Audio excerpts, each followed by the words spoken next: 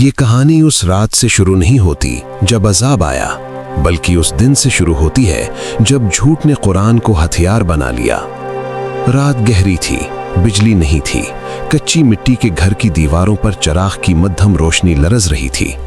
ایک لڑکی زمین پر بیٹھی تھی، اس کے ہاتھ کانپ رہے تھے، آنکھیں بار بار دروازے کی طرف اٹھتیں، جیسے کوئی دیکھ رہا ہو، جیسے کوئی سن رہا ہو۔ اس کے لب ہلتے تھے مگر آواز نہیں نکلتی تھی۔ وہ بار بار اپنی زبان پر ہاتھ پھیرتی اور آنکھوں میں عجیب سا خوف ابھرتا، جیسے زبان نے کچھ ایسا کہا ہو جس کا بوجھ اب اس کے جسم سے زیادہ روح پر تھا۔ گاؤں کے آخری کنارے پر پیلے آسمان کے نیچے ایک کچی مٹی کا گھر کھڑا تھا، جیسے ہوا کا ایک جھونکا بھی اسے گرا سکتا ہو۔ دیواروں میں دراڑیں، چھت سے جھولتے تنکے اور صحن میں بکھرا مٹی کا سناٹا۔ اسی خاموشی میں رہتی تھی عالیہ۔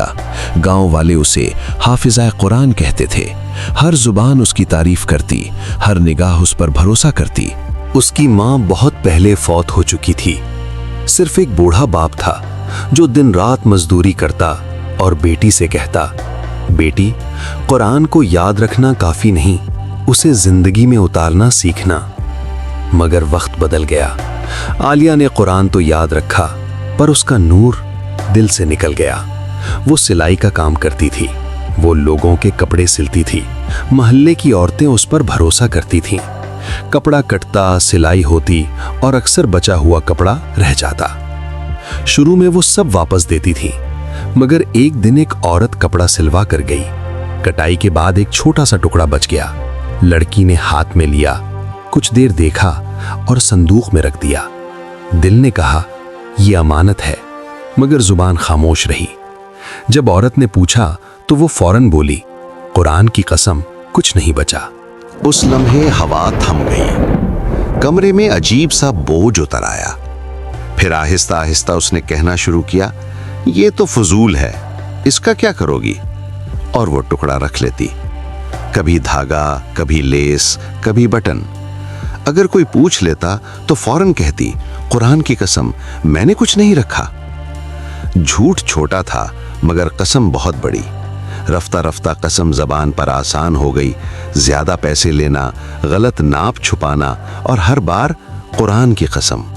لوگ خاموش ہو جاتے کیونکہ قرآن کا نام تھا، اور پھر وہ قرآن کی قسم جیسے اس کی زبان کا حصہ بن گئی۔ ایک رات باپ نے کمزور آواز میں کہا، بیٹی، قرآن کو ڈھال مت بنانا۔ ایک دن باپ بیمار پڑا اور چند دنوں میں فوت ہو گیا۔ کچی مٹی کا گھر اب قبر جیسا لگنے لگا۔ کوئی پوچھنے والا نہیں، کوئی روکنے والا نہیں۔ جھوٹ اب اس کی پناہ بن گیا تھا۔ پھر ایک دن قسمت نے دروازہ کھٹکھٹایا۔ شہر کا ایک امیر تاجر گاؤں آیا۔ جب اسے بتایا گیا کہ یہ لڑکی حافظہ قرآن ہے تو اس نے کہا، ایسی لڑکی میرے گھر کی عزت ہوگی، میرے ماں باپ کا خیال رکھے گی۔ آدمی نے سوچا، ایسی بیوی ہوگی تو میرے ماں باپ بھی خوش رہیں گے۔ قرآن یاد کرنے والی جھوٹ نہیں بول سکتی۔ اور یوں اس نے رشتہ بھیج دیا۔ شادی ہوئی اور عالیہ کچی مٹی کے گھر سے نکل کر چمکتی روشنیوں والے پکے محل میں آ گئی، مگر دل کی مٹی وہاں بھی ویسی ہی رہی۔ نئی زندگی شروع ہوئی، لیکن چند دنوں بعد پیسوں کا فرق، نوکروں پر الزام، چیزیں چھپانا اور پکڑے جانے پر ہر بات پر وہی جملہ، قرآن کی قسم میں نے کچھ نہیں کیا۔ شوہر کبھی نرمی سے سمجھاتا، کبھی غصے سے ڈراتا، اللہ کے کلام کو مذاق نہ بناؤ عالیہ، مگر وہ ہنس کر کہتی، میں حافظہ ہوں، اللہ مجھ پر رحم کرے گا۔ مگر اللہ کبھی دیر کرتا ہے، انصاف نہیں بھولتا۔ ایک رات وہ اکیلی کمرے میں تھی، اچانک بجلی چلی گئی، پورا گھر اندھیرے میں ڈوب گیا۔ دروازے بند، ہوا رک گئی، کمرے میں صرف قرآن رکھا تھا۔ اور تب اچانک عالیہ کے سینے میں بجلی کی سی لہر دوڑی۔ وہ چیخی، گھٹن محسوس ہوئی، زبان جیسے جلنے لگی۔ وہ زمین پر گری، ہونٹ سیاہ، سانس ٹوٹی اور قرآن کھلی حالت میں اس کے سامنے پڑا تھا۔ ڈاکٹر آئے، بولے ایسا کچھ ہم نے پہلے نہیں دیکھا۔ وہ کئی دن تک بول نہ سکی، زبان سوجی ہوئی، الفاظ نکلتے تو جیسے کوئی آگ نکلتی ہو۔ لوگ کہنے لگے یہ بیماری نہیں، اللہ کا عذاب ہے۔ شوہر نے تنگ آ کر کہا، اب تم یہاں نہیں رہ سکتی، گاؤں واپس بھیج دیا۔ وہی کچی مٹی کا گھر، اب وہی تنہائی، وہی دیواریں बस फर्क ये कि अब आलिया की जबान खामोश थी। रातों को वो चीख कर उठती, कहती, कुरान मुझसे सवाल करता है, क्या मेरी कसम झूठ के लिए थी? एक बारिश वाली रात छत टपक रही थी। वो मिट्टी पर सजदे में गिर गई। या अल्लाह, मैंने तेरे कलाम को अपने फायदे के लिए इस्तेमाल किया। मैं झूठी थी, खयानतकार थी। या अल्लाह, मैंने तेरे कलाम को इस्तेमाल किया झूठ के लिए, लालच के लिए, इज्जत के लिए।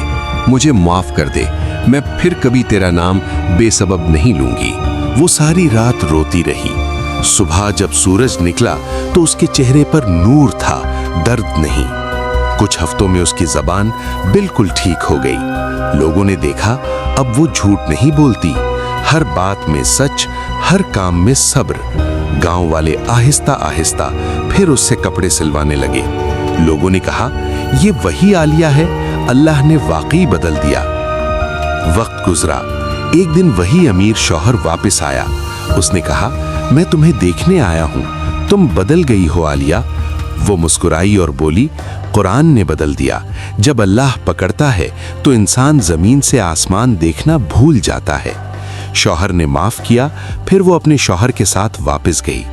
अब वो अमीरी में थी मगर दिल गरीबों सा नर्म। अब वो कुरान पढ़ती तो लफ्जों में डर नहीं, नूर होता। नतीजा, कुरान को जुबान से याद करना आसान है मगर दिल से मानना सबसे मुश्किल। झूठी कसम अल्लाह की रहमत को भी नाराज कर देती है।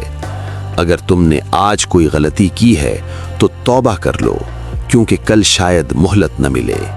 कुरान हिफ्स करना नेमत है मगर कुरान पर झूठी कसम सबसे बड़ा खसारा है। अमानत में खयानत चाहे एक धागा ही क्यों न हो, इंसान को वापस जमीन पर ले आती है। ये कहानी डराने के लिए नहीं, समझाने के लिए है। अगर ये कहानी आपके दिल को छू गई हो तो जज्बात कहानी को सब्सक्राइब करें और ऐसी ही मजीद इबरतनाक कहानियां सुनने के लिए हमारे साथ जुड़े रहें।